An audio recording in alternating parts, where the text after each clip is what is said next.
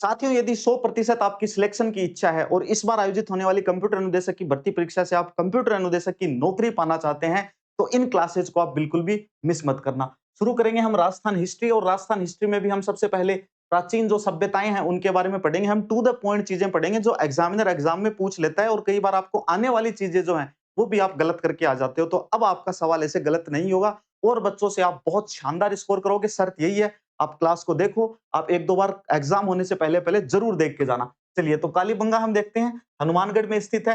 कौन सी नदी के किनारे स्थित है भाई? घग्गर नदी के किनारे स्थित है। ये पॉइंट्स आप याद करते जाओ। अच्छा, इसका उत्खननकर्ता कौन है भाई? इसके उत्खननकर्ता आपके अमलानंद घोष, जिन्होंने कब किया उत्खनन? 1952 में इसका उत्खनन किया था। उसके बाद 1961 से 1971 के बीच बीबीलाल और बीके थापड़ ने इसका उत्खनन किया। प्रमुख साक्ष्य अगर यहां से देखें तो प्रमुख साक्ष्यों में दोहरे जुते हुए खेत के साक्ष्य जो विश्व में क्या माने जाते हैं? सबसे फर्स्ट माने जाते हैं। एविडेंसेस मिले हैं हमें ऐसे। इसके अलावा हम अगर हम उत्खनन की बातचीत करें तो 5 स्तरों में इस सभ्यता का क्या हुआ है? उत्खनन हुआ है। आप याद रखेंगे, 5 स्तरों में उत्खनन हुआ है, लेकिन अग्नि वेदिकाएं जो मिली हैं उनकी संख्या 7 है। कई बार एग्जामिनर एग्जाम में आपको कंफ्यूज करने के लिए स्टेटमेंट दे देता है कि 7 स्तरों के अंदर क्या हुआ है? कालीबंगा सभ्यता का उत्खनन हुआ है, लेकिन 7 स्तरों में नहीं, उत्खनन केवल 5 स्तरों में हुआ है।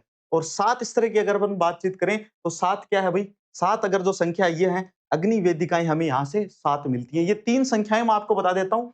संख्या नंबर 5, संख्या नंबर 6, संख्या नंबर 7, ये तीनों ही संख्याएं कालीबंगा से अपना संबंध रखती हैं। 5 नंबर की अगर बातचीत करें तो 5 क्या है भाई? 5 स्तर है। अगर 6 नंबर की बातचीत करें तो एक खोपड़ी मिली है यहाँ से, और उस खोपड़ी के अंदर कितने छेद है भाई? 6 छेद है खोपड़ी के अंदर, जो कि शल्य चिकित्सा का अपने आप में क्या है? एक बेहतरीन प्रमाण है। 7 की अगर बातचीत करें तो 7 क्या मिली है भाई? अग्नि वेदिकाएं मिली है। 7 क्या मिली है भाई? अग्नि वेदिकाएं मिली है। इस सभ्यता का उत्खननकर्ता कौन है? अमलानंद घोष। कालीबंगा सभ्यता के उत्खननकर्ता कौन है? अमलानंद घोष हैं। चलिए, अब प्रमुख साक्ष्यों की अगर बातचीत करें तो इनमें दोहरे जुते हुए खेत के साक्ष्य हमने देख लिए। यह एक कांस्य युगीन सभ्यता है। यह भी एग्जाम में बहुत बार पूछा जाता है कि निम्न में से कांस्य युगीन सभ्यता कौन सी है? प्राक हड़प्पा, हड़प्पा कालीन और उत्तर हड़प्पा कालीन अवशेष जो है वो भी इस सभ्यता से हमें मिलते हैं। लकड़ी की नालियों के अवशेष मिले हैं, अलंकृत ईंटें हमें मिली हैं, और ऊंट की अस्थियों के प्रमाण भी हमें कहां से मिलते हैं? कालीबंगा सभ्यता से मिलते हैं। चलिए, फटाफट से एक बार कालीबंगा सभ्यता को हम फिर से रिवाइज करते हैं। कालीबंगा सभ्यता घग्गर नदी के किनारे हनुमानगढ़ जिले में स्थित है।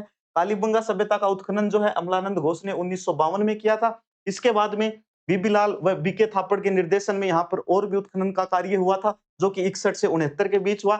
इस सभ्यता का उत्खनन 5 स्तरों में किया गया था। इस सभ्यता से एक खोपड़ी मिलती है जिसमें 6 छेद मिलते हैं, जो शल्य चिकित्सा का एक बहुत ही बेहतरीन प्रमाण है। इसके बाद प्रमुख साक्ष्यों में अगर और देखें, दोहरे जुते हुए खेत के साक्ष्य, और कालीबंगा के अंदर ही एक समय में 2 फसलें उगाने का साक्ष्य भी हमें प्राप्त होता है। हास्ययुगीन सभ्यता है, प्राक हड़प्पा, हड़प्पा कालीन और उत्तर हड़प्पा कालीन सभ्यता के अवशेष यहाँ से मिले हैं। 7 यहाँ से अग्नि वेदिकाएं मिली हैं, जो कि बहुत बहुत बहुत ज्यादा इंपॉर्टेंट है। अलंकृत ईंटों के अवशेष और ऊंट की अस्थियों के अवशेष हमें कहां से मिलते हैं भाई? कालीबंगा सभ्यता से मिलते हैं। अब कालीबंगा के बाद में हम आगे देखेंगे आहड़, जो कि उदयपुर में बेडस नदी के किनारे है। उपनाम इसका अगर अपन आहड़ का देखें तो ताम्रवती नगरी के नाम से इसको जाना जाता है, इसको आघाटपुर के नाम से जाना जाता है, इसको धूलकोट के नाम से जाना जाता है। तो आप ये तीनों के तीनों नाम अच्छे से याद रखेंगे, कभी कंफ्यूज मत हो जाना। आहड़ और बैराठ में, बैराठ जयपुर वाली है, आहड़ उदयपुर वाली है, अच्छे से याद कर लेना। बेडस नदी के तट पर आपकी कौन सी सभ्यता है? आहड़, जो कि उदयपुर में है। उपनाम अगर देखें ताम्रवती नगरी, आघाटपुर और धूलकोट। अब इसके उत्खननकर्ता अगर अपन देखें तो एक के व्यास इसके उत्खनन करता है। शॉर्ट में आप एक के व्यास भी याद रख सकते हैं। एक के व्यास ने इनका उत्खनन 1953 में किया। आरसी अग्रवाल और एसडी सांकलिया, एसडी सांकलिया ने 61-62 में, इससे पहले आरसी अग्रवाल ने 1956 में उत्खनन का कार्य किया। प्रमुख साक्ष्यों की अगर बातचीत करें आहड़ में, तो तांबा गलाने की जो भट्टियां हमें प्राप्त होती हैं वो कहां से होती हैं? आहड़ से होती हैं। तांबे गलाने की भट्टियां कहां से प्राप्त होती हैं भाई? आहड़ से होती हैं। लाल काले हमें क्या मिलते हैं? मृद भांड मिलते हैं। ब्लैक एंड रेड वेयर्स जो है वो हमें कहां से मिलते हैं? आहड़ सभ्यता से मिलते हैं। बिना हत्थे का हमें क्या मिलता है? जल पात्र मिलता है। बिना हत्थे का क्या मिलता है? एक जल पात्र मिलता है। बनासियन बुल यानी कि मिट्टी की बैल की मूर्ति हमें कहां से मिलती है? आहड़ सभ्यता से ही मिलती है। ये बहुत इंपॉर्टेंट है भाई, एग्जाम पॉइंट ऑफ व्यू से आप ये जरूर याद कर लेना। बनासियल बुल एग्जाम में बहुत बार पूछा जा चुका है, बनासियन बुल। इसके बाद सामूहिक भोजन व्यवस्था, एक ही घर में बहुत सारे चूल्हे मिले हैं, जिससे इतिहासकारों ने, जिससे उत्खननकर्ताओं ने, पुरातत्ववेताओं ने यह निष्कर्ष निकाला है कि यहाँ पर एक ही साथ बैठ के समूह में क्या किया जाता था? भोजन किया जाता था, और परिवार संयुक्त हुआ करते थे। तो ये आपकी आहड़ सभ्यता हो गई। आहड़ के बाद में आगे हम देखेंगे गणेश्वर। आजकल गणेश्वर से सबसे ज्यादा प्रश्न पूछे जाते हैं। सीकर के अंदर है, कांकली नदी के उद्गम स्थल पर स्थित है। उपनाम है इसका ताम्रयुगीन संस्कृतियों की जननी। तो अगर एग्जाम में क्वेश्चन पूछ ले कि ताम्रयुगीन संस्कृतियों की जननी जो है वो कौन सी सभ्यता को कहा जाता है, तो वह आपकी गणेश्वर सभ्यता को कहा जाता है। उत्खननकर्ता की बातचीत करें तो आर.सी. अग्रवाल ने 77-78 के अंदर इसका उत्खनन किया था। प्रमुख साक्ष्य 99% शुद्ध तांबे के उपकरण हमें कहां से मिलते हैं? गणेश्वर सभ्यता से मिलते हैं। मछली पकड़ने का एक कांटा मिलता है। ताम्रयुग ये जो सभ्यता है ये ताम्रयुगीन संस्कृतियों की जननी है, इसलिए यहाँ से हमें तांबे के क्या मिलते हैं? तीर भी मिलते हैं। बाण और कुल्हाड़ी भी हमें यहाँ से प्राप्त होती हैं और यह एक पितृसत्तात्मक और ताम्र संचयी क्या थी? संस्कृति थी। पितृसत्तात्मक आप ये वर्ड जो है इसे भी याद रखेंगे गणेश्वर से। चलो अब हम आगे देखते हैं। गणेश्वर सभ्यता का उत्खनन किसने किया था? आर.सी. अग्रवाल ने किया था। किसने किया था भाई? आर.सी. अग्रवाल ने इसका उत्खनन किया था। गणेश्वर सीकर के अंदर कांकली नदी के तट पर। आगे देखो अगला है आपका बैराठ, जयपुर के अंदर। तो बैराठ वाला प्रश्न भी बहुत बार पूछ लेते हैं भाई। सबसे पहली बात, बैराठ कौन सी नदी के तट पर है?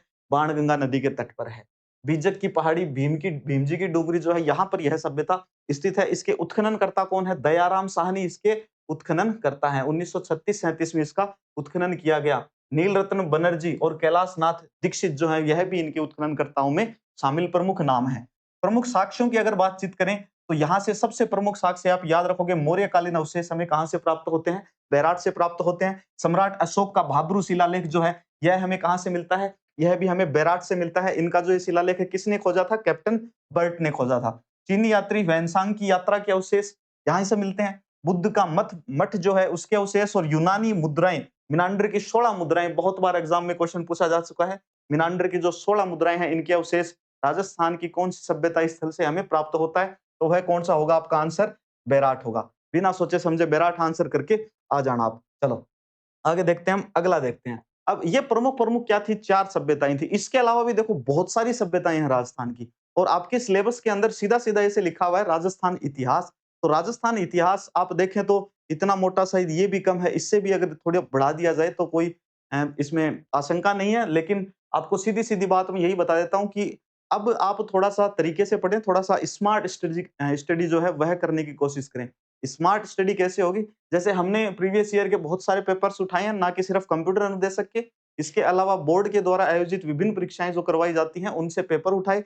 हमने उनको अच्छे से एनालाइज़ किया था और उसके बाद आपके सामने हम कुछ अच्छा डेटा आपके सामने हम प्रस्तुत करने की कोशिश कर रहे हैं। हमारी यही इच्छा है कि जो बच्चे इस क्लास को ले रहे हैं, उनमें से अधिकांश विद्यार्थी जो हैं, उनका सिलेक्शन हो। अधिकांश का नहीं, चाहत तो हमारी ये है कि सभी विद्यार्थियों का इसमें सिलेक्शन हो। पदों की संख्या अगर और बढ़ जाए तो और मजा आ जाए। चलो पृथ्वीराज चौहान तृतीय के बारे में देखते हैं अब हम। पृथ्वीराज चौहान तृतीय, अजमेर में पढ़ते हो आप सभी इनको? चलो, तो इनके बारे में मुख्य बातें हैं वो देख लेते हैं। अब देखो राजस्थान के प्रमुख शासक देखें तो पता नहीं 1500 हैं। राजस्थान के शासकों की अगर बातचीत कर ली जाए, लेकिन अपन लिमिटेड पढ़ेंगे, 10-12 शासकों के बारे में पढ़ेंगे, वहीं से बार-बार घुमा-घुमा के एग्जामिनर क्वेश्चन पूछते रहते हैं। तो सबसे पहले हम पृथ्वीराज चौहान को देखते हैं। पिता का नाम है सोमेश्वर, इनकी माता इनकी संरक्षक रही है।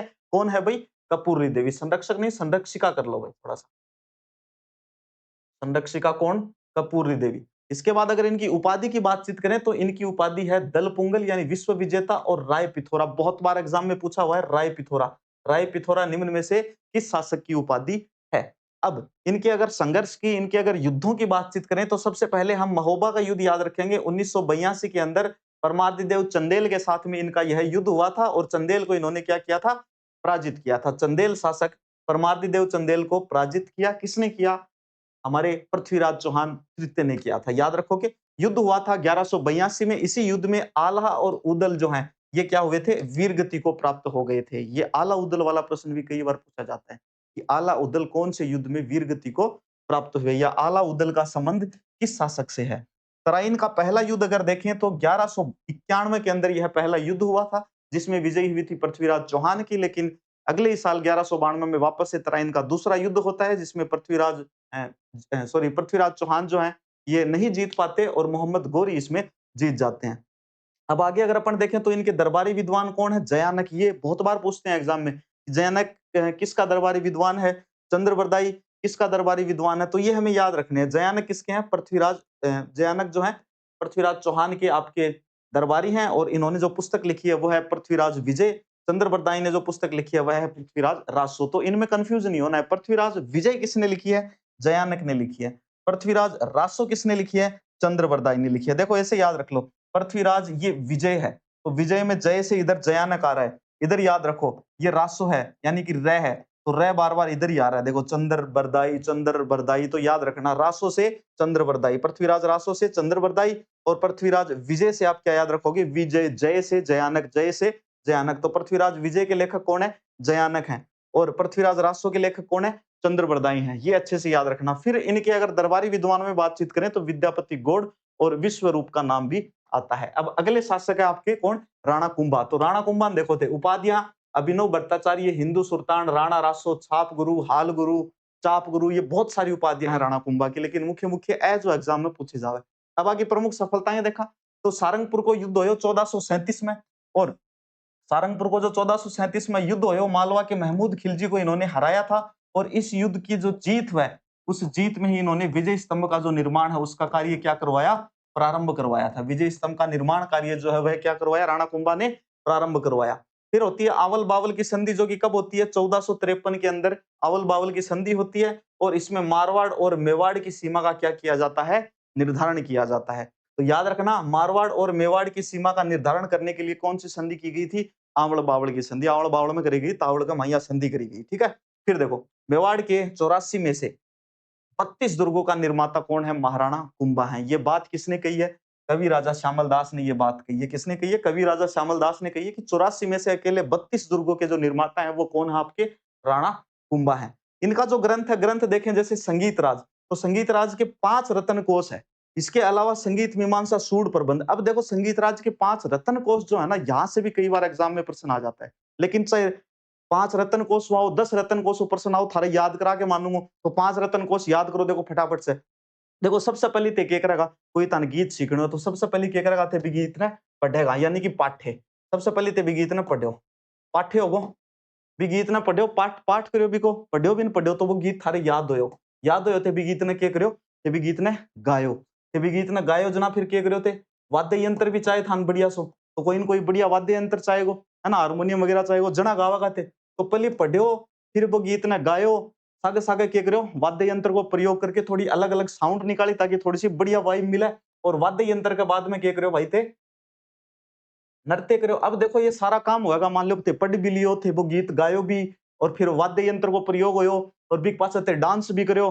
डांस करो, लाल ढक्कन खोल के, नीलो ढक्कन खोल के थे डांस करो जना, थान फिर के आयो, बहुत बहुत थान रस आयो। तो ए के है भाई संगीत राज, जो 5 रत्न कोश है महाराणा कुंभा का, बी का ये पांचों का पांचों के बता दिया मैं, थान पाठ बता दिया पांचवा का नाम। यानी पहले पाठ करो, गीत गाओ, बाद में वाद्य यंत्र बजाओ, फिर बाद में नृत्य करो, और लाल ढक्कन, हरियो ढक्कन, नीलो ढक्कन खोल के करो, पांच छठी चीज को थे रस लो। भैया शराब स्वास्थ्य के लिए हानिकारक है, चीज को विशेष ध्यान रखना। चलो आगे देखो, जयदेव की गीत गोविंद पर रसिक प्रिया नाम से टीका लिखने वाले भी कौन थे? महाराणा कुंभा थे। तो भाई ये जो गीत गोविंद पुस्तक है ये किसकी थी? जयदेव की थी। इस पर टीका किसने लिखी थी? महाराणा कुंभा ने लिखी थी। उस टीका का नाम क्या था? रसिक प्रिया नाम था। मेरे ख्याल से आप कभी नहीं बोलोगे संगीत राज जो है, संगीत राज के 5 रत्न कोश हैं, 5 भागों में विभाजित है। तो जो 5 रत्न कोश है वो कौन कौन से हैं भाई? सबसे पहले पाठ करेंगे, उसके बाद गीत गाएंगे, गीत गाने के बाद हम तुरंत प्रभाव से क्या करेंगे? इंस्ट्रूमेंट बजाएंगे, वाद्य यंत्रों का प्रयोग करेंगे, और इंस्ट्रूमेंट बजेंगे तो नाचने का मन होगा, हम नृत्य करेंगे, और नृत्य करते करते लाल ढक्कन नीला ढक्कन खोल के क्या कर लेंगे? रस लेंगे। तो ये पांचों के पांचों क्या हो गए? बढ़िया तरीके से याद हो गए। चलिए धन्यवाद। आगे देखो, अगला है महाराणा सांगा। महाराणा सांगा को देखो, उपाधि है इनकी सैनिकों का भग्नावशेष, क्योंकि इनके शरीर पर बहुत अधिक घाव थे। कहा जाता है 80 घाव इनके शरीर पर लगे हुए थे, इसलिए इनको सैनिकों का भग्नावशेष कहा जाता है। महाराणा सांगा इन्होंने अपने जीवन में जो प्रमुख युद्ध लड़े, इनमें खातौली का युद्ध 1517 में, बांडी का युद्ध 1518 में, इब्राहिम लोदी को इन्होंने इन दोनों युद्धों के अंदर पराजित किया था। गागरोन का युद्ध 1519 में इन्होंने महमूद खिलजी द्वितीय को क्या बनाया? बंदी बनाया था। इसके बाद बयाना का युद्ध देखें कब हुआ था? फरवरी 1527 के अंदर, इसमें बाबर को पराजित किया था।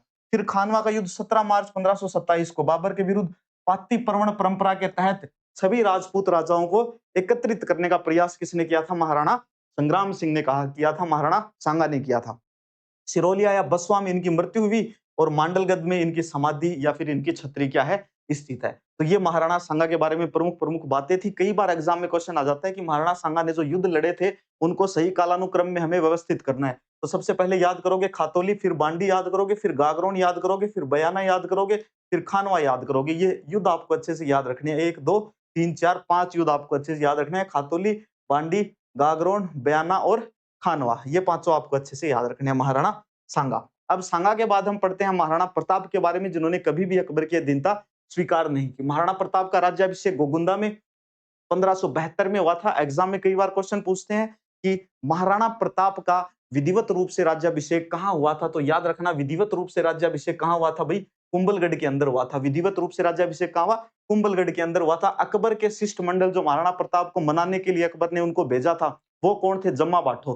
कुणा जम्मा बाठो है, क्योंकि बहु महाराणा प्रताप मान्य को नहीं, तो जय माँ बाठो, तो कौन आवे, जम्मा बाठो। आपको क्रम भी याद रखना, कई बार एग्जाम में प्रश्न पूछ लिया कि अकबर का शिष्टमंडल हा जम्मा का, जम्मा अकबर का जो बेजड़ा आदमी हा, जो दूत आ, जम्मा बाठो आ, तो जम्मा बाठो मतलब जय माँ भाटो, तो जम्मा बाठो होगा। यहाँ याद कर लो, कदी कुन बोलेगा, कदी एग्जाम में प्रश्न गलत कुन वो बस तरीको को नहीं तार करना, अच्छा याद करने को दिक्कत आ है।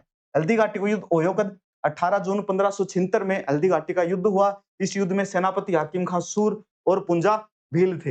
अकबर का सेनापति कौन था, ये भी एग्जाम में क्वेश्चन पूछ लेते हैं भाई। ये तो प्रताप के थे, अकबर के कौन थे, मान सिंह और आसफ खां। अकबर के कौन थे, मान सिंह और आसफ खां। महाराणा प्रताप के कौन थे, हाकिम खान सूर और पुंजा भील थे। चलो अब इसके बाद में दिवेर का युद्ध है, उसको भी अपन याद करते हैं। 1582 में दिवेर का युद्ध हुआ था।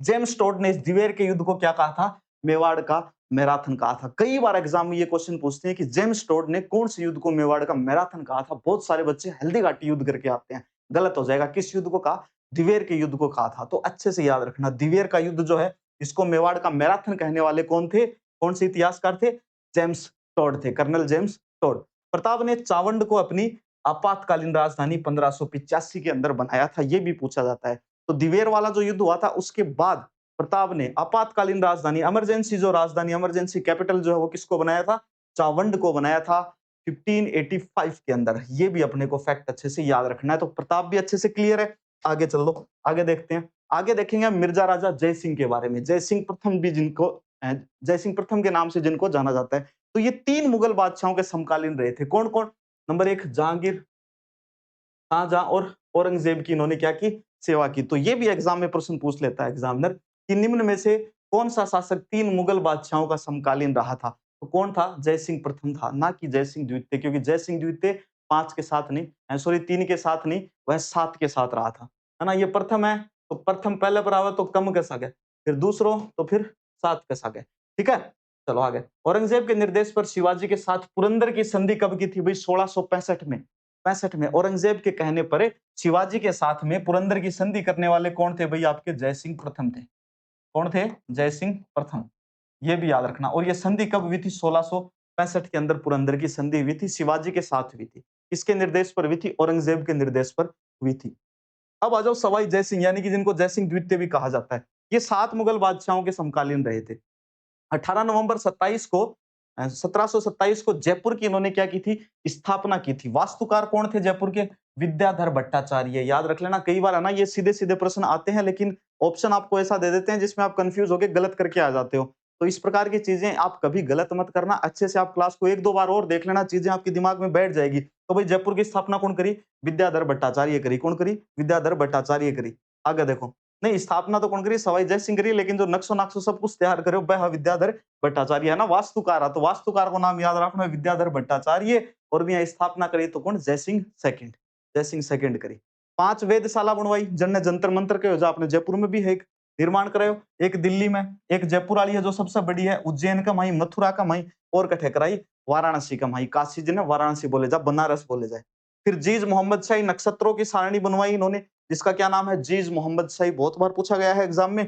और जय सिंह कारी का ग्रंथ जो है यह भी किसने लिखा, जय सिंह द्वितीय ने लिखा था। एग्जाम में पूछ लेंगे जय सिंह कारी का ग्रंथ किसने लिखा था, ऑप्शन में आपको जय सिंह प्रथम भी मिल जाएगा। तो याद रखना किसने लिखा था, जय सिंह कारी का ग्रंथ जय सिंह द्वितीय ने लिखा था। 1740 में अश्वमेध यज्ञ कराने वाले अंतिम हिंदू राजा भी कौन हुए हैं भाई, जय सिंह द्वितीय ही हुए हैं। तो जय सिंह फर्स्ट और जय सिंह सेकंड जो है, इनको एक बार फिर से अपन रिवाइज कर लेते हैं ताकि आप इनमें कभी भी कंफ्यूज ना हो। फटाफट देखो, देखें फटाफट से इनको रिवाइज करते हैं। एक बार सभी बच्चे बता देंगे भाई क्लास में मजा आ रहा है कि नहीं आ रहा, चीजें आपको ये अच्छे से याद हो रही है कि नहीं हो रही। चलो मिर्जा राजा जय सिंह प्रथम के बारे में पढ़ते हैं। ये 3 मुगल शासकों के क्या रहे थे, समकालीन रहे थे।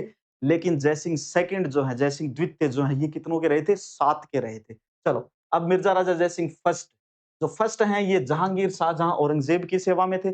औरंगजेब के कहने पर शिवाजी के साथ में पुरंदर की संधि 1665 में करने वाले शासक कौन थे, जय सिंह प्रथम थे। कौन थे, जय सिंह प्रथम थे। जय सिंह द्वितीय देखो 7 मुगल बादशाहों के साथ में इन्होंने काम किया और 18 नवंबर 1727 को इन्होंने जयपुर की स्थापना की। तो जयपुर के वास्तुकार से अगर प्रश्न पूछ लिया जाए तो कौन थे, विद्याधर भट्टाचार्य जयपुर के क्या थे, वास्तुकार थे। इसके बाद इन्होंने 5 वेधशालाएं बनवाई, जयपुर वाली सबसे बड़ी वेधशाला है। जीज मोहम्मद शाही नक्षत्र सारणी एक ग्रंथ है, यह किसने बनाया भाई, ये जीज मोहम्मद शाही नक्षत्र सारणी बनाई थी, ग्रंथ नहीं, नक्षत्रों की एक सारणी है, ये किसने बनाई, जय सिंह द्वितीय ने। इसके अलावा जय सिंह कारिका नाम से एक ग्रंथ लिखा था, वह ग्रंथ भी किसने लिखा था, जय सिंह द्वितीय ने लिखा था। अश्वमेध यज्ञ करवाने वाले हिंदू सम्राट, सबसे अंतिम हिंदू सम्राट कौन है, जय सिंह द्वितीय ही हैं, जिन्होंने यह यज्ञ 1740 में करवाया।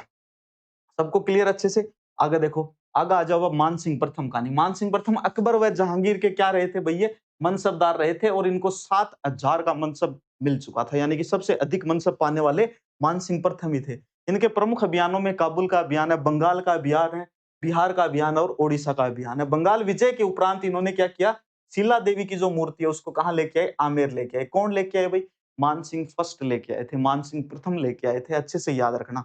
गोविंद देव जी मंदिर का इन्होंने क्या करवाया, निर्माण करवाया। आ जाओ, सवाई प्रताप सिंह जो है ये इनसे ज्यादा इंपॉर्टेंट है, क्यों है, ब्रज निधि नाम से क्या करते थे, ये कविताएं लिखते थे या काव्य रचना किया करते थे। इनके दरबार में गंधर्व बाईसी यानी कि 22 विद्वानों का एक समूह भी था इनके दरबार में। इनके दरबार में, सवाई प्रताप सिंह के दरबार में। एक तुंगा का युद्ध इन्होंने लड़ा था, याद रखना, 1727 के अंदर, 87 के अंदर, और 1799 के अंदर। हवा महल जिसके वास्तुकार कौन है, लालचंद है। इन्होंने क्या बनवाया भाई, हवा महल बनवाया था। हवा महल का निर्माण किस शासक ने करवाया था, प्रताप सिंह ने करवाया था। हवा महल के वास्तुकार कौन है, लालचंद है। जयपुर के वास्तुकार कौन है, विद्याधर भट्टाचार्य हैं। जयपुर की स्थापना किसने करवाई थी, जय सिंह सेकंड ने करवाई थी। हवा महल का निर्माण किसने करवाया था, प्रताप सिंह ने करवाया था। हवा महल के वास्तुकार कौन है, लालचंद है। याद हो गया सबको अच्छे से। चलो, तो 22 विद्वानों का समूह जिसको गंधर्व बाईसी कहा जाता है, यह किसके दरबार में था, यह किसके दरबार में था भाई, सवाई प्रताप सिंह, आमेर के शासक, जयपुर के शासक। आगे हैं राव मालदेव, जिनका संबंध मारवाड़ से है। इनकी उपाधि हसमत वाला राजा, बहुत खुश मिजाज के आदमी थे, हंसते ही रहते थे, किसी ने कुछ ही बोल दिया ही हंस दिया, बस कोई दिक्कत वाली बात नहीं है। हिंदू बादशाह नाम से भी इनको जाना जाता है। ये 52 युद्ध और 58 परगनों के विजेता रहे हैं राव मालदेव, इनकी बहुत बड़ी उपलब्धि है, इसको याद कर लेना। एक सबसे इंपॉर्टेंट है इनमें गिरी सुमेल का युद्ध। सबसे इंपॉर्टेंट राव मालदेव में क्या है भाई, गिरी सुमेल का जो युद्ध है, कब हुआ था, जनवरी 1544 के अंदर हुआ था। बहुत बार एग्जाम में प्रश्न पूछा जाता है, ऑप्शन में 1541 जरूर देते हैं 44 के साथ में, और बच्चे 1541 को क्या कर देते हैं, टिक कर देते हैं ऐसे करके। फिर क्या करते हैं, जब आंसर की मिलाते हैं तो माथो पकड़ के बैठ जाए, अरे यार वो तो याद ही करो, शेरशाह सूरी के सागे हो। और शेरशाह सूरी यहाँ बोले कि मुट्ठी पर बाज रख ले में क्या कर दे, तो हिंदुस्तान की बात याद हो दे, तो क्या कहो, मालदेव बहुत भयंकर कुट्टे हो बने। ए बराबर तो आंख बगा दी शेरशाह, बोले यार ओ क्यों होने वाला काम, तो याद रखने में ताने कद होयो 44 में होयो ना कि 41 में होयो। 41 ने काट ही दूं, तार दिमाग में ही नहीं आवे। बट आ है कि 44 अगर आयो ऑप्शन में को प्रश्न पूछ लियो तो भाई 41 आने का पूरा पूरा चांस है कि 41 भी ऑप्शन में पक्को आ सी। तो इस चीज को ध्यान रखना है। शेरशाह सूरी के विरुद्ध युद्ध हुआ था, गिरी सुमेल का युद्ध। इसमें सेना नायक थे जेता और कूपा। शेरशाह का इस युद्ध के दौरान यह एक कथन था। कथन क्या था कि मैं मुट्ठी भर बाजरे के लिए हिंदुस्तान की क्या खो बैठता, बादशाह खो बैठता। बच्चों को ना ही तो खोई बैठ तो है कथन बोलने के लिए रहते ही को नहीं हो। बच्चों को थोड़ा सा बच्चों में को एक आधी बर्छी अगर तिरछी आगे लाग जाती नहीं ककड़े, मामलो सेट हो जातो ही को। पर पाछा मर गयो 1-2 साल पाछा हो तो यहाँ बेमौत ही मरे हो, कोई ढंग की मौत भी कौन मिली, कोई आठ कौन। लेकिन ठीक है, कुछ एक काम ठीक करा गयो, जीटी रोड राड बनवा गयो, वो काम ठीक हुई गो। फिर राव चंद्र सेन ने देखो, आवाज राव चंद्र सेन न्यू मान लो कि महाराणा प्रताप की सेकंड कॉपी है। सेकंड कॉपी को फर्स्ट कॉपी मान के चलो, है ना। तो राव चंद्र सेन फर्स्ट कॉपी। राव चंद्र सेन ने इलिए के कहे प्रताप को अग्रगामी कहे, क्योंकि राव चंद्र सेन जो है ना, कभी अकबर की अधीनता स्वीकार नहीं करी। राव चंद्र सेन की अगर सेना देखा बा अगर कम पड़ गई व कमजोर पड़ गई, राव चंद्र सेन ने सीधो सीधो दिखो यार अकबर कन बहुत बड़ी सेना, डायरेक्ट यूं भिड़न जाऊंगा तो अपन कूट पीट देखो केबरो कि उनसे कूणियम पटक देखो तो धाके। तो इलिए चंद्रसेन कदे अकबर का हाथ ही कुने कदे सिवाना कदे बहादुर का जंगला में बास तो गयो, छुप छुप के छापा मार युद्ध प्रणाली आपकी जारी राखी। अकबर का कोई 2-4 सैनिक मिल जाता, पकड़ के बाद चुपके से तीर खींच दियो, बोले ले जचा दियो काम, आज 2 ने सलटा दिया। तो ई तरीकों राव चंद्रसेन कदे भी अकबर की अधीनता स्वीकार कौन करी उरा तक, यानी कि 1570 में नागौर दरबार आयोजित करे गए और नागौर दरबार में भाईजी ने बोला है अधीनता स्वीकार नहीं करांगा भाईजी, साफ बात है। देखो चलो, तो प्रताप का अग्रगामी मारवाड़ का भूला बिसरा राजा, यानी कि मारवाड़ के जो लोग या मारवाड़ के इतिहास में जब हम बहुत सारे प्रमुख शासकों को पढ़ते हैं तो उनमें हम इस राजा को भूल जाते हैं, अक्सर भूल जाते हैं राव चंद्रसेन, लेकिन इनको हमें याद करना है क्योंकि मेवाड़ में जिस तरह से महाराणा प्रताप का नाम आता है ठीक उसी प्रकार से मारवाड़ में भी चंद्रसेन का नाम आता है, राव चंद्रसेन, फॉरगेटन हीरो, यानी भूला बिसरा राजा। नागौर दरबार 1570 में नागौर में ही आयोजित किया था। अकबर ने इस दौरान यहाँ नागौर में एक शुक्र तालाब भी बनवाया था, ये भी आप याद रख लेना। अकबर की अधीनता स्वीकार नहीं की और सिवाना तथा भादरा जोन के जंगलों से छापामार युद्ध जारी रखा, मतलब कि अगर एक आधो अकबर वालो आदमी दिख गयो पकड़ के कूट देते हो, तुरंत कूट देते हो, देख तो एक उन्हीं कुण के कहवे वो भारी दुश्मनाई कर रखी, कट्टर विरोधी हो एकदम। एक बात आ जाओ, महाराजा राय सिंह बीकानेर, अकबर और जहांगीर के विश्वस्त थे ये। इनकी उपाधि थी राजपुताने का करण। क्या उपाधि थी? राजपुताने का करण। ये उपाधि इनको दी किसने थी? एग्जाम में ये प्रश्न पूछ लिया जाए तो क्या करोगे? मुंशी देवी प्रसाद ने इनको ये उपाधि दी थी। तो भाई किसकी उपाधि थी राजपुताने का करण? राय सिंह की उपाधि थी। बीकानेर के राय सिंह थे, इनकी उपाधि थी राजपुताने का करण और इनको ये उपाधि दी किसने थी? मुंशी देवी प्रसाद ने इनको ये उपाधि दी थी। अच्छा चलो, बीकानेर के जूनागढ़ दुर्ग का निर्माण किसने करवाया था? महाराजा राय सिंह ने करवाया था। राय सिंह प्रशस्ति उत्कीर्ण करवाई इन्होंने। फिर हमीरदेव चौहान को पढ़ेंगे हम रणथंभौर के अंदर, इनको हठी राजा भी कहा जाता था। हठी हट करके बैठ जाते हो। एक बात है, जलालुद्दीन खिलजी का आक्रमण इन्होंने क्या किया? निष्फल किया था। उसके बाद अलाउद्दीन खिलजी के विद्रोही मोहम्मद शाह को इन्होंने क्या दी थी? शरण दे दी थी। एग्जाम में प्रश्न पूछते हैं कि अलाउद्दीन खिलजी ने रणथंभौर पर आक्रमण किया था। बिल्कुल किया था, सब समझ गए बात। तो हमीर ने भाई उनके किस विद्रोही को शरण दे रखी थी? किसको दे रखी थी? मोहम्मद शाह को हमीर ने शरण दे रखी थी। इसलिए अलाउद्दीन खिलजी ने क्या कर दिया? रणथंभौर पर आक्रमण कर दिया। और फिर चेप दियो आक्रमण, देखो अगली लाइन में 1301 ईस्वी में अलाउद्दीन खिलजी के आक्रमण के दौरान राजस्थान का पहला साका हुआ था। तो राजस्थान का पहला साका याद कर लो भाई, कहाँ है? रणथंभौर के अंदर। कब? 1301 में अलाउद्दीन खिलजी ने आक्रमण किया था। आक्रमणकारी कौन था? अलाउद्दीन खिलजी। अभी सेकंड ग्रेड में प्रश्न पूछे गए हो, पत्नी रंग देवी का जल जोहर। तो जल जोहर करने वाली कौन थी? रंग देवी थी, है ना। जल जोहर किसने किया था? रंग देवी ने किया था रणथंभौर के अंदर। ये अच्छे से आप याद रखना, रंग देवी का जल जोहर। आगे देखो, अब किसान आंदोलन थोड़ा जनजातीय आंदोलन भी अपन देख छा। प्रमुख प्रमुख शासक अब आक अलावा थे बता दो मन कौन बच गयो है? आग अलावा से बता दो मैंने एक बार कमेंट सेक्शन में कौन बच गयो राजा भैया। देखो बस तो गणाया गया है, कोई ना कोई नहीं बचन को तो, लेकिन अब प्रमुख प्रमुख चीज पढ़ के चला अपने के लिए फायदा वाली चीज रहेगी, है ना। अपन 100% तो 100% कौन लेके आना, अपन भी सिलेक्शन वाला नंबर लेके आना है जी। वहां पर और बच्चा से आगे निकल जावा, मेरिट में अपने ऊपर नाम आ जावे, अपन सरकारी नौकरी मिल जा, बस भी में अपने शांति है। अपन पीएचडी करनी होती तो कड़े अच्छी से कोई यूनिवर्सिटी में आप एडमिशन लेता और प्रॉपरली अपन पीएचडी ही करता। तैयारी कौन करता? तैयारी कर रहे हैं इको मतलब अपनी पहली प्रायोरिटी की है सरकारी नौकरी है, बी के पास है सब कुछ आगे। किसान आंदोलन, जनजातीय आंदोलन। तो किसान आंदोलन में सबसे पहली बिजोलिया किसान आंदोलन, प्रश्न पूछता ही रही हूँ तो डटे ही नहीं हूँ जी। वहां बीता प्रश्न पूछता रहे। 97 में चालू है और 1900 कब तक चालो? 41 तक चालो। ये 44 वर्ष तक ही चालो भाई। कब तक? 44 वर्ष तक। तो अगर 44 नाम यहाँ पर आ गया तो बताओ फिर आप मुझे, गिरी सुमेल का युद्ध कब हुआ? गिरी सुमेल का युद्ध 44 नाम आयो, बताओ गिरी सुमेल को युद्ध कब हुयो? बताओ देखें कमेंट सेक्शन में, गिरी सुमेल को युद्ध कब हुयो? चलो, भारत का सबसे लंबा अहिंसक आंदोलन था, 44 वर्ष तक चला था। 84 प्रकार की क्या थी? लाग बाग थी। एक तो चौमरी कर था करशन सिंह वाला 1903 में, और एक था तलवार बंधई कर पृथ्वी सिंह वाला था। ठीक है, तो ये दो प्रकार के तो ये कर थे, इनसे भी लोग बड़े परेशान थे। और 84 प्रकार की अन्य लाग बाग थी जिससे किसान बहुत परेशान थे। तो फिर क्या किया इन्होंने? आंदोलन कर दिया। और इसी आंदोलन से प्रेरणा लेकर भारत के बहुत सारे ऐसे किसान आंदोलन हुए हैं जिन्होंने इसी किसान आंदोलन से प्रेरणा ली है।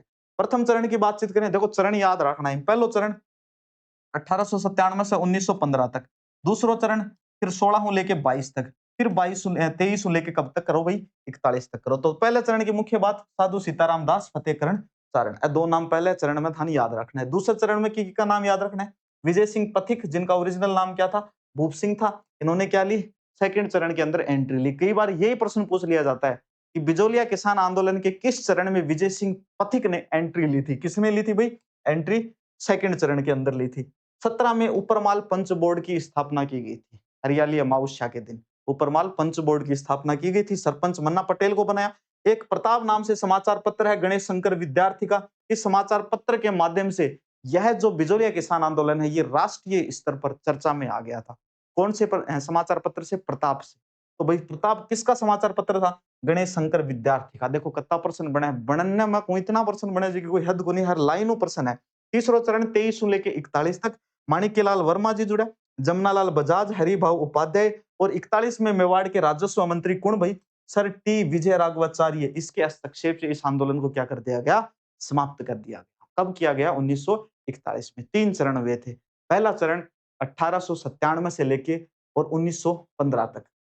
दूसरा चरण 1916 से लेके 1922 तक। तीसरा चरण 1923 से लेकर 1941 तक। चलो याद रखोगे? चलो ये बताओ विजय सिंह पथिक कौन से चरण में शामिल हुए थे? विजय सिंह पथिक दूसरे चरण में शामिल हुए थे। अच्छे से याद रह गया। साधु सीताराम दास ये पहले चरण में थे। ये भी अच्छे से क्लियर हो गया सभी को। चलो प्रताप समाचार पत्र किसका था? प्रताप समाचार पत्र किसका था? गणेश शंकर विद्यार्थी का। किसका था? गणेश शंकर विद्यार्थी का प्रताप नाम से समाचार पत्र था और इसी समाचार पत्र की वजह से बिजोलिया किसान आंदोलन को एक राष्ट्रीय पहचान मिली थी। अगला देखो नेक्स्ट, अगला आ जाओ बेंगू किसान आंदोलन। ये कब हुआ? 1921 के अंदर। कहा? मेनाल चित्तौड़गढ़ के भैरवकुंड नामक स्थान से यह प्रारंभ हुआ। बेंगू किसान आंदोलन के नेतृत्वकर्ता कौन थे? राम नारायण चौधरी थे। इसमें ट्रेंच आयोग का गठन हुआ था और गोविंदपुरा हत्याकांड जो है ये प्रमुख घटना कौन से किसान आंदोलन की है? बेंगू किसान आंदोलन की है। 13 जुलाई 1923 की हुई, जिसमें रूपाजी और करपाजी धाकड़ नाम के जो किसान है ये क्या हो गए? शहीद हो गए। क्लियर है सभी को? तो ये बेंगू किसान आंदोलन की प्रमुख बातें। कब हुआ? 1921 में। नेतृत्व रामनारायण चौधरी ने किया था। मेनाल चित्तौड़गढ़ के भैरवकुंड नामक स्थान से यह प्रारंभ हुआ। ट्रेंच आयोग का गठन और गोविंदपुरा हत्याकांड 1923 के अंदर हुआ था। रूपाजी और कृपाजी नामक धाकड़ किसान जो है वो क्या हो गए? इसमें शहीद हो गए। तो याद रखोगे रूपाजी और कृपाजी का संबंध निम्न में से कौन से राजस्थान के किसान आंदोलन से था? बेंगू किसान आंदोलन से था। बेंगू किसान आंदोलन किस स्थान से शुरू हुआ था? भैरवकुंड नामक स्थान, मेनाल चित्तौड़गढ़ से यह प्रारंभ हुआ था। अगला देखो नेक्स्ट, अगला है आपका गोविंदगिरी के बारे में आप सभी ने पढ़ा होगा। सम सभा की स्थापना की थी, फिर अपन मानगढ़ धाम हत्याकांड भी पढ़ते हैं। तो ये सारी चीजें देखो, भगत आंदोलन गोविंदगिरी ने 1883 के अंदर किसकी स्थापना की? संप सभा की स्थापना की। सिरोही और डूंगरपुर के भीलों में सामाजिक चेतना जगाने वाले कौन थे? गोविंदगिरी थे। सबसे मुख्यपूर्ण जो बात है वो है मानगढ़ धाम हत्याकांड, जो कि 17 नवंबर 1913 को हुआ था। मानगढ़ धाम हत्याकांड बांसवाड़ा की मानगढ़ पहाड़ी है और इस पहाड़ी पर ब्रिटिश सेना जिसमें मेवाड़ भील कोर थी ने गोलीबारी की और इस गोलीबारी में 1500 से अधिक भील क्या हो गए? शहीद हो गए। इसलिए इसको राजस्थान का जलियांवाला बाग कहा जाता है। किसको कहा जाता है? मानगढ़ पहाड़ी हत्याकांड को, मानगढ़ धाम हत्याकांड को क्या कहा जाता है? राजस्थान का जलियांवाला बाग। अच्छे से याद रखेंगे। ठीक है, इसमें एग्जाम में ये पूछ सकते हैं मेवाड़ भील कोर थी। इसमें कौन सी थी? मेवाड़ भील कोर थी अंग्रेजी सेना में। चलो, तो सम सभा की स्थापना किसने की थी? गोविंदगिरी ने की थी। कब की थी? 1883 के अंदर की थी। चलो मोतीलाल तेजावत से भी प्रश्न पूछ लेते हैं। एक ही आंदोलन, एक ही आंदोलन किसका था? मोतीलाल तेजावत का था। भगत आंदोलन किसका? गोविंदगिरी का था। मात्रकुंडिया नामक स्थान, मात्रकुंडिया रासमी चित्तौड़गढ़ से यह एक ही आंदोलन प्रारंभ हुआ। आदिवासियों के अधिकारों के लिए एक 21 सूत्री मांग पत्र तैयार किया गया था, जिसको क्या कहा जाता है? मेवाड़ की पुकार कहा जाता है। क्या बोलते हैं? मेवाड़ की पुकार। किसने लगाई? मोतीलाल तेजावत ने लगाई थी। कौन से आंदोलन में लगाई थी? एक ही आंदोलन में लगाई थी। मेवाड़ की पुकार में कितनी मांगे थी? 21 मांगे थी। याद हो जाएगा सभी को अच्छे से, है ना? 21 सूत्री मांग पत्र। देखो आंदोलन 21 में चालू हो के लिए 21 सूत्री मांग रखी। 22 में चालू होता तो शायद 22 मांग होती, 23 में चालू होता तो शायद 23 मांग होती, लेकिन चालू कद हो 21 में हो, इसलिए मांग भी कत्ती होंगी 21 ही होंगी, है ना? वाजिब चीज करी। देखो ना, गलत कुछ भी कौन करे। फिर नीमड़ा हत्याकांड में आ जाओ। 1922 के अंदर नीमड़ा हत्याकांड क्यों हो चालू हो? हत्याकांड में की विजयनगर राज्य के नीमड़ा गांव के अंदर एक सम्मेलन हो रहा था और उस सम्मेलन में क्या की गई? गोलीबारी की गई। तो नीमड़ा हत्याकांड तो थे, ये याद रखियो। क्या संबंधित है? मोतीलाल तेजावत और एक ही आंदोलन से संबंधित। ये प्रमुख बात याद रखियो। 21 सूत्री मांग पत्र जिन मेवाड़ की पुकार कयोजा है और एक ही आंदोलन प्रारंभ हुए 1921 के अंदर। कौन सा स्थान हो? मात्रकुंडिया रासमी चित्तौड़गढ़। एक और चित्तौड़गढ़ में मेनाल नाम की जगह है, बड़े से भी एक आंदोलन चालू हो। भैरवकुंड नामक स्थान से कौन सो हो? वो बेंगू किसान आंदोलन। क्लियर है सबने? चित्तौड़गढ़ का है, 2 याद रखियो। ठीक है, आगे देखो नेक्स्ट। आगे अब प्रजामंडल और राजस्थान को एकीकरण पढ़ाना। देखो प्रजामंडल एक इतना बड़ा टॉपिक है, सारो टॉपिक तो करवाए कौन जा, कंप्लीट इतिहास पढ़ा भी मैं, अगर प्रजामंडल की एक चीज ले ली तो कोई मतलब को निकले। इसलिए मैं प्रजामंडल का कुछ 5-7 फैक्ट जो है बथार के लिए लेके आया हूँ। कोई का पढ़ेड़ा है, का रिवाइज हो जैसी, और कोई का नहीं पढ़ेड़ा है तो मेरे जी आए कोई भी भाई का याद हो जाएगा। आ जाओ, देखो सबसे पहले आ जाओ, जयपुर 1931 में स्थापना हुई।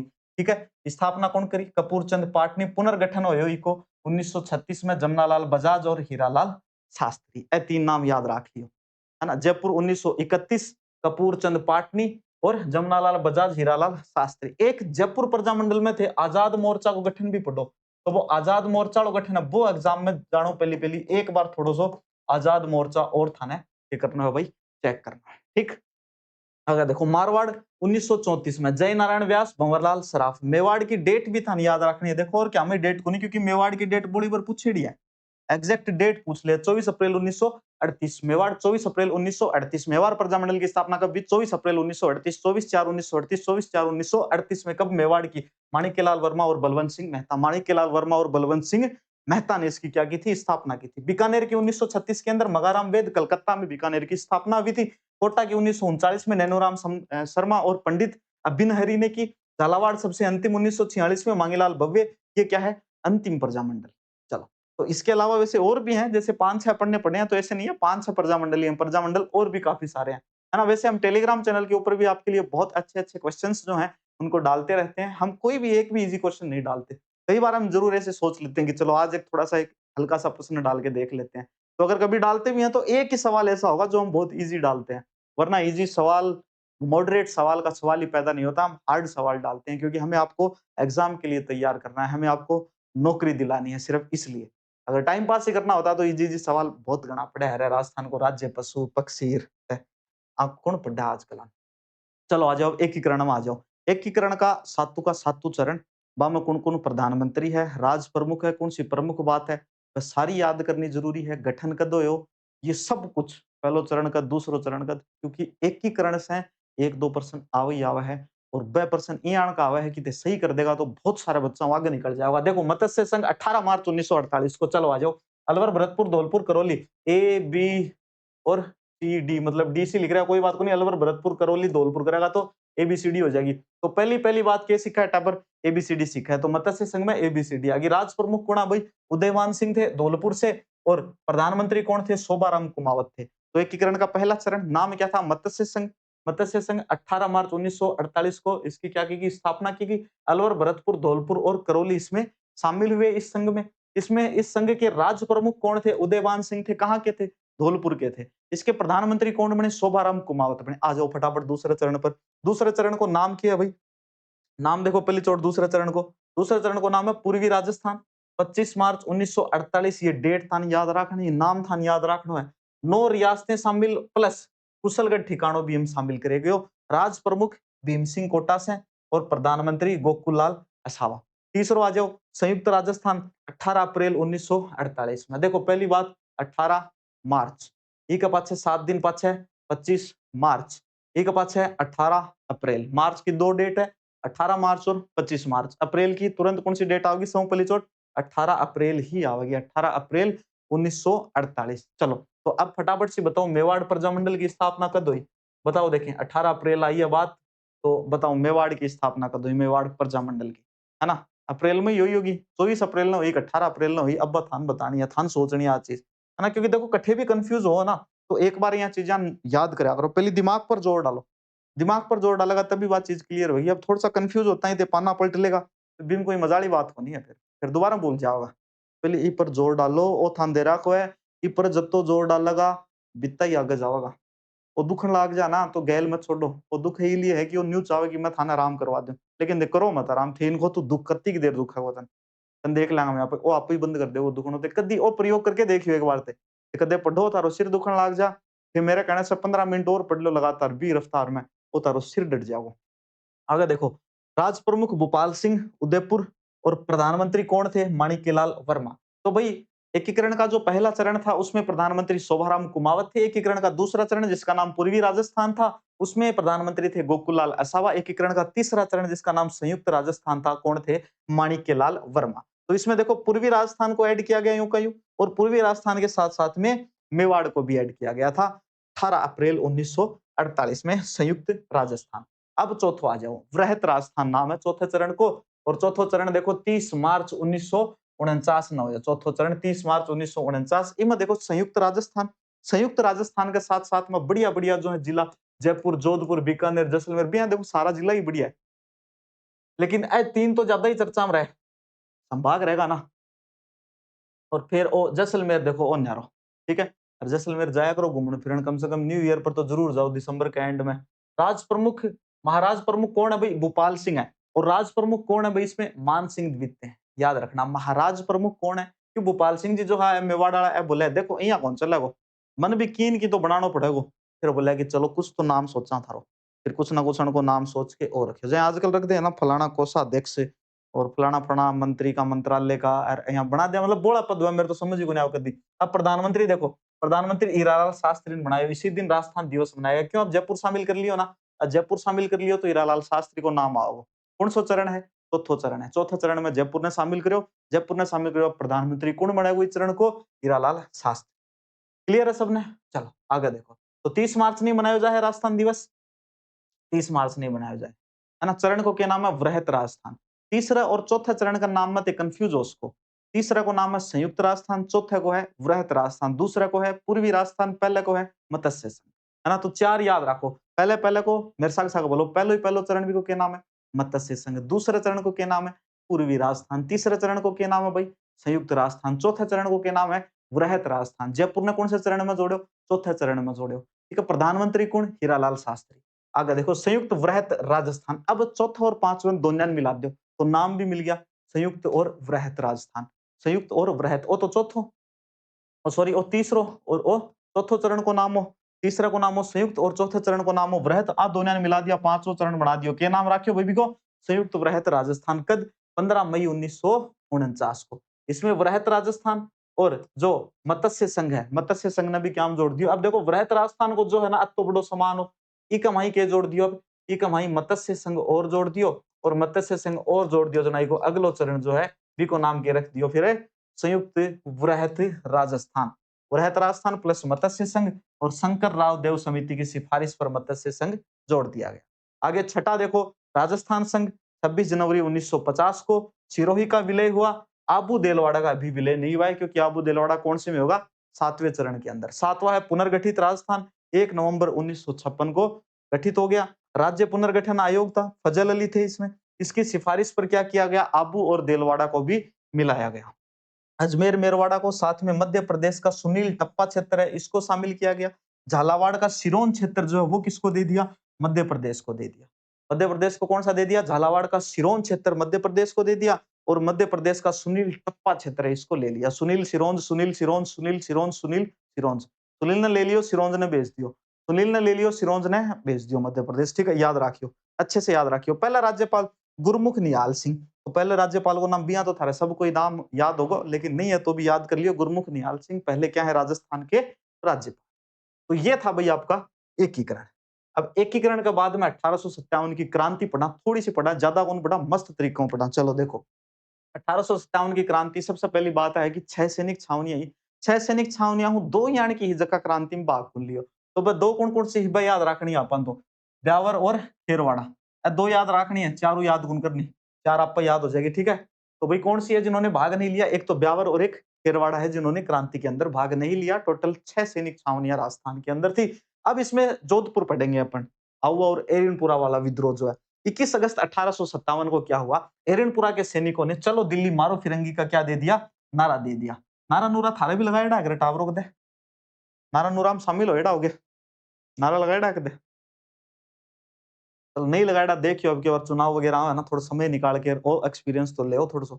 आउवा के ठाकुर कुशाल सिंह चंपावत ने क्या किया भाई? इसका नेतृत्व किया था। अब एक तो पिथौड़ा को युद्ध हो और एक चेलावास को युद्ध हो। देखो इस चेलावास वाले ज्यादा अच्छा याद रखना है, क्योंकि इको एक अन्य नाम भी है कि है काले गोरा को युद्ध है। तो काले गोरा को पढ़ाना, लेकिन पहले बिथोड़ा को पढ़ा। बिथोड़ा का दो भाई देखो 8 सितंबर 1857 और 10 दिन पाछे 18 सितंबर नहीं, मात्र 10 दिन पाछे। तो डेट तो दोनों की याद रखनी है, पहली बिथोड़ा और पाछे चेलावास। ठीक, पहली बिथोड़ा हो 8 सितंबर 1857 है। कुशाल सिंह क्या करो भाई? जोधपुर को तख्त सिंह की सेना ही और कैप्टन हीथकोट की संयुक्त सेना ही, दोनों काम चेप दियो। कौन चेप दियो भाई साहब? कुशाल सिंह चंपावत चेप दियो। कौन सा युद्ध में? बिथोड़ा के युद्ध में। तो बिथोड़ा के युद्ध में कौन जीत्यो? कुशाल सिंह चंपावत जीत्यो। कुशाल सिंह चंपावत वर्सेस जोधपुर का तख्त सिंह प्लस कैप्टन हीथकोट की सेना थी।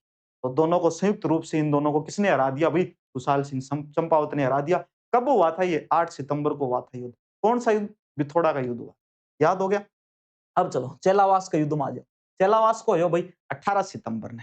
8 अगस्त तो नहीं बोल गए हो भी, थोड़ा का युद्ध कौन बोलो, चलो कोई दिक्कत को नहीं, बोल भी गए हो तो याद रखियो 8 सितंबर। चेलावास का युद्ध 18 सितंबर ना हो, 10 ही दिन पाछे। डटे तो कोनी, डटे जा गया हूं। इसे काले गोरों का युद्ध कहा जाता है। क्यों? एक कानी काला एक कानी गोरा, है ना। बड़ा काला कह रहा अपन, है ना। राजस्थान वाला कालो नहीं कहना चाहिए, अपन कहना चाहिए सांवलो कह दो, चाहे अपने फेरी जज जाएगी, है ना। और कालो कुड़ो नाम कौन सा है ना, तो सांवले गोरों का युद्ध, ठीक है। चेलावास का युद्ध, है ना। चेलावास चलेगी चलेगी तो चलेगी क्या, जब कालो मत को सांवलो सूवड़ो कहेगा, जना कट्ठे चलेगी। तो चेलावास के युद्ध को क्या कहेंगे भाई अपन? गोरे सांवलों का युद्ध। कौन सा होगा? गोरे और सांवलों का युद्ध होगा, गोरे कालो का नहीं कहेंगे, है ना। फिर भी चलो याद रख लियो यार, को नाम दे दियो, परीक्षा में सीधो वही देवे, काले गोरे का युद्ध। मैं तो चाहूं काले की जगह के देवे सांवलो देवे, जगह अपने याद रह जा। तो भाई ये जी जॉर्ज पैट्रिक लॉरेंस, मारवाड़ के पॉलिटिकल एजेंट मैकमोसन की सेना इसमें क्या हो गई? चेलावास के युद्ध में पराजित हो गई। तो याद रखेंगे चेलावास के युद्ध में किस किस की सेना थी? मारवाड़ के पॉलिटिकल एजेंट थे कौन? मैकमोसन। और एजेजी थे George Patrick Lawrence. George Patrick Lawrence और मैकमोसन की संयुक्त सेना कौन से युद्ध में पराजित हुई थी? चेलावास के युद्ध में, जिसको गोरे सांवलों का युद्ध कहा जाता है ना, गोरे कालों का युद्ध जिसको कहा जाता है। और बिथोड़ा के युद्ध में किसकी संयुक्त सेना पराजित हुई? जोधपुर के तख्त सिंह की सेना प्लस कैप्टन हीथकॉट की सेना, प्लस कैप्टन हीथकॉट। ये कौन से युद्ध में हुई थी भाई? बिथोड़ा के युद्ध में। तो दोनों युद्ध याद हो गए, बिथोड़ा भी याद हो गया और चेलावास वाला युद्ध भी आपको अच्छे से याद हो गया होगा। नहीं हुए हैं तो याद कर लेना। और दो सैनिक छावनियां जिन्होंने भाग नहीं लिया, कौन कौन सी? ब्यावर और खेरवाड़ा ने क्या नहीं किया? क्रांति के अंदर भाग नहीं लिया था, बोला मारकॉन्ज है। चलो आगे देखो, सैनिकों ने मैकमोसन का जो सिर है उसको काट कर क्या किया? आवा के किले के दरवाजे पर टांग दिया। पहली बात तो आप लबियां चिड़गा बोला थे, इन काले गोरा को युद्ध क्या गयो, इन सांवला को युद्ध। काला गोरा खरा थालो मुंडो घणो दौड़ो है, तो अब बार देखो काट के इन टांग जा। तो बिका मुंडन काट के, सिर ने काट के कड़े टांग दियो, आओ आगे किले पर टांग दियो। आ चीज याद रखियो, काला गोरा को युद्ध जी को नाम लियो तो अपड़ा चिड़ गया, बोला काला क्या कहो थे, सांवला कैस को, काला कौन कैस को। तो वो एक अंग्रेज हो, बिको सिर काट्यो और सिर काट के कड़े टांग दियो, आओ आके किले के ऊपर टांग दियो। याद रखियो युद्ध को क्या नाम है? चेलावास का युद्ध। 18 सितंबर। और कब हुआ था? 1857 को हुआ था चेलावास का युद्ध। अब आ जाओ सुगाली माता के बारे में पढ़ना। सुगाली माता 10 सिर और 54 हाथ की देवी है ना। क्रांति की देवी माने जाए, क्रांति की देवी कौन सी माता? सुगाली माता। तो कमेंट सेक्शन के अंदर थे आप लोग मुझे ये बताओगे सुगाली माता की जो मूर्ति है वर्तमान में कहां पर रखी गई है? कमेंट सेक्शन में बताओगे। हवाई किले के दरवाजे पर टांग दिया। और सुगाली माता जिसके 10 सिर और 54 हाथ वाली देवी कौन सी है? सुगाली माता है। तो याद रखना भाई, 10 सिर और 54 हाथ वाली देवी कौन सी है? सुगाली माता, सुगाली देवी। तो ये आपको अच्छे से क्लियर हो गया होगा, याद रखना है। अब आ जाओ कोट्टा का विद्रोह। भाई साहब ये कोट्टा वाले विद्रोह में भी बहुत हो, बहुत भगा भगा मारे अंग्रेजान भी कमाई।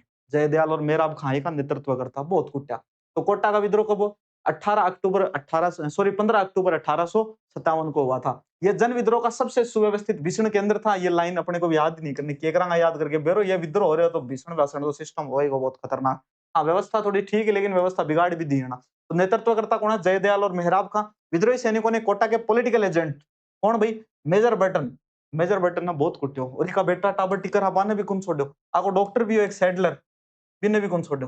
सैडलर की क्या कर दी? हत्या कर दी। और बर्टन को सिर काट लेगा और पूरे शहर का माई भी फुटबॉल खेल लियो बर्टन वाला सिरू, है ना। तो एक तो सिर अव्वा के किले पर टांगे गयो था, याद है।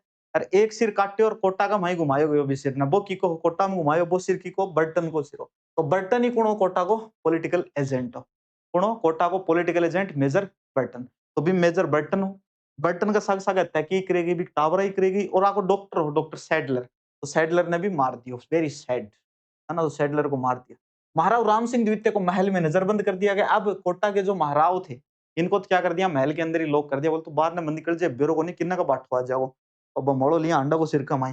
तो मार्च 1858 में जनरल रॉबर्ट्स की सेना ने कोटा को क्या करवाया? फिर मुक्त करवाया। तो कोटा को मुक्त करवाने में हाथ किसका था? जनरल रॉबर्ट्स का था। तो जनरल रॉबर्ट्स ओ नाम था, याद रखना है। कोटा में कौन कौन सा नाम याद रखना है? जयदयाल और मेहराब का था, याद रखना है। मेजर बर्टन तो कोटा को क्या हो भाई? पॉलिटिकल एजेंट हो। मेजर बर्टन को नाम याद रखना है।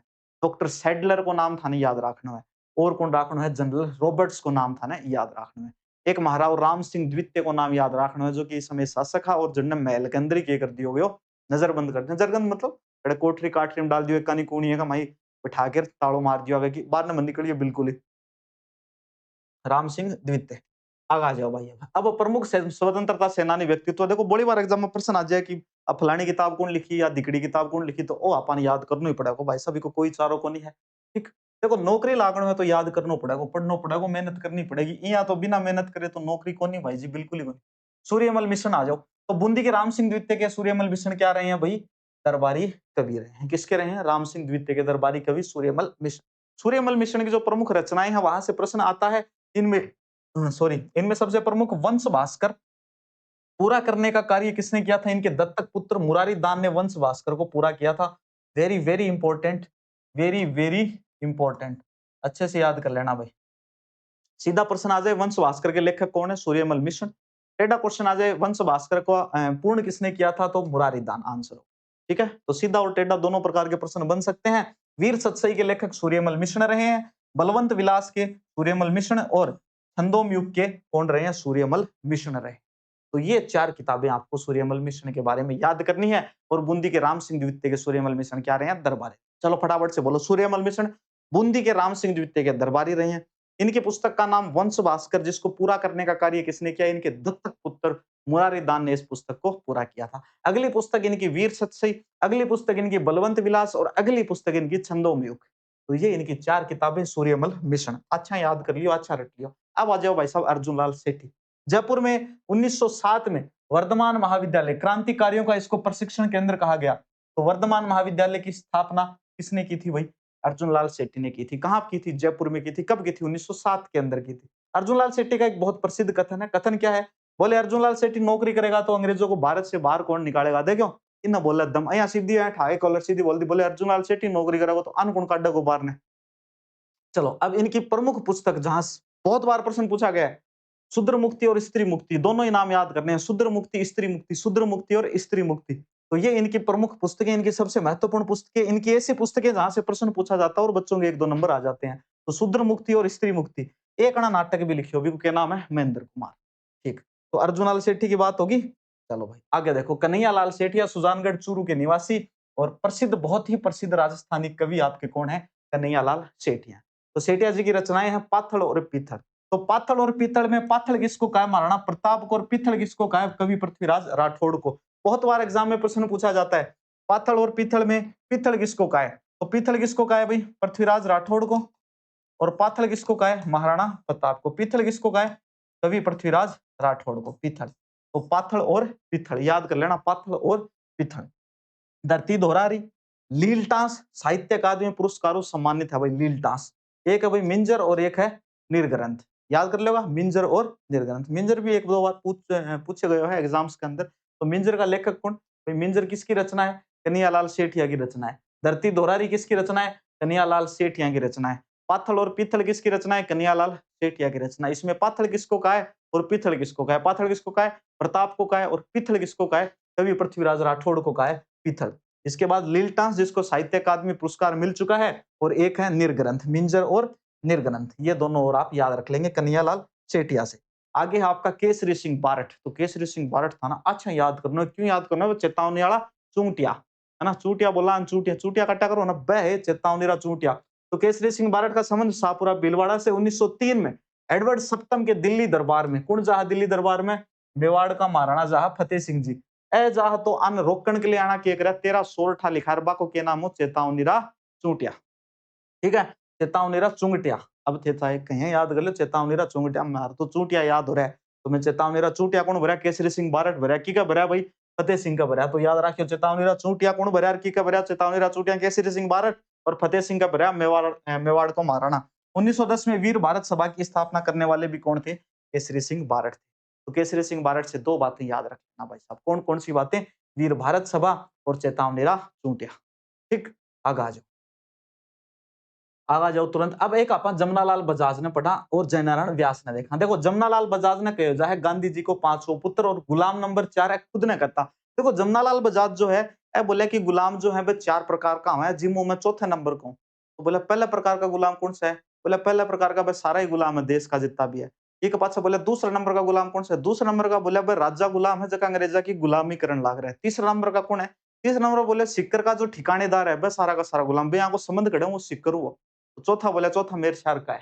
ठीक है, तो चौथा नंबर जो है गुलाम नंबर 4 खुद को कहा करते थे। कौन? जमनालाल बजाज कहा करते थे। गांधी जी के 5वें पुत्र के नाम से इनको जाना जाता है। 28 में जयपुर में इन्होंने चरखा संघ की स्थापना की थी। तो 1928 में जयपुर में चरखा संघ की स्थापना किसने की थी भाई? जमनालाल बजाज ने की थी, जो स्वयं को गुलाम नंबर 4 कहते थे और गांधी जी के 5वें पुत्र के नाम से किसको जाना जाता है? जमनालाल बजाज को जाना जाता है। अब जयनारायण व्यास, जिनको शेरे राजस्थान और लोक नायक के नाम से पहचाना जाता है, इनके कुछ समाचार पत्र जिनसे कई बार एग्जाम में प्रश्न आता है। एक का नाम है आंगी बाण, राजस्थानी भाषा का पहला राजनीतिक समाचार पत्र जो है उसका क्या नाम है? आंगी बाण है। फिर अब पीप ये अंग्रेजी के अंदर था और एक तरुण राजस्थान किसका समाचार पत्र है भाई? जय नारायण व्यास का समाचार पत्र है। विजोलिया किसान आंदोलन में हमने एक समाचार पत्र पढ़ा था जिसका नाम क्या था? प्रताप था। प्रताप समाचार पत्र किसका था भाई? गणेश शंकर विद्यार्थी का था। किसका था भाई? गणेश शंकर विद्यार्थी। प्रताप याद रखोगे? चलो बहुत अच्छी बात है। तरुण राजस्थान किसका? जय नारायण व्यास का।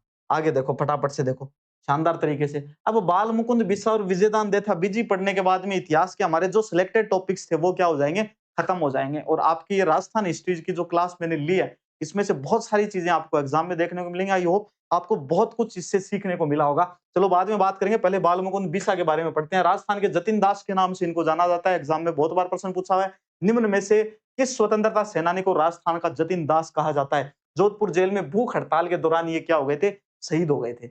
विजयदान देथा, जिनका उपनाम क्या है? बीजी है। बोरुंदा जोधपुर के ये क्या है? निवासी हैं। इनकी प्रसिद्ध कृतियां जो हैं, बहुत बार प्रश्न पूछते हैं विजयदान देथा की किताबों से। तो ये जो 4-5 मुख्य हैं जिनसे प्रश्न पूछा जा रहा है बार-बार, यही मैं लेके आया हूं आपके लिए और यही आपको अच्छे से याद करनी है।